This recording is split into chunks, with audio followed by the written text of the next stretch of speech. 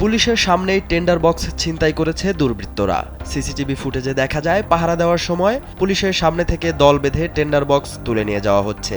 রাজশাহী উন্নয়ন কর্তৃপক্ষ আইআরডি এর ব্যবহার অযোগ্য মালামাল বিক্রির জন্য টেন্ডার ঘিরে এমন ঘটনা ঘটেছে। গত 20 এপ্রিল আহ্বান করা দরপত্র জমা দেওয়ার শেষ দিন ছিল আজ। এদিন সকাল 9টায় রাজশাহীর আরডিএ অফিসে ঢুকে বিশৃঙ্খলার এক পর্যায়ে টেন্ডার বক্স নিয়ে যায় দুর্বৃত্তরা।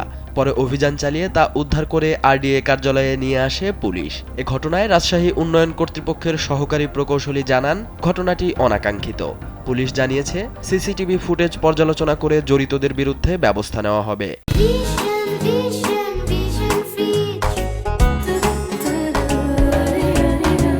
যারা আগ্রহী তারা ওখান থেকে ব্যাংক থেকে দরপত্র সরবরাহ করেছে, ক্রয় করে যেহেতু আমাদের 5/5/2026 একটা পর্যন্ত ড্রপ করা যাবে, তো যে কোনো দিন ড্রপ করতে হবে সেইভাবে কন্ডিশন ছিল।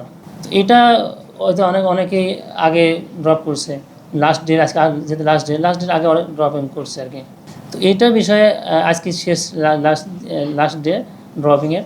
কিছু সকালে আনুমানিক 9:30 বা 9:35 দিকে আমাদের টেন্ডার বাক্স পুলিশ প্রশাসনের পাহারায় তাদের কাস্টডিতে ছিল আর কি।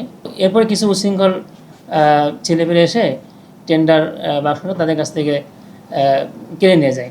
কেড়ে নিয়ে কিছুক্ষণ পরে আবার তারা টেন্ডার বাক্স ফিরিয়ে দিয়ে যায়।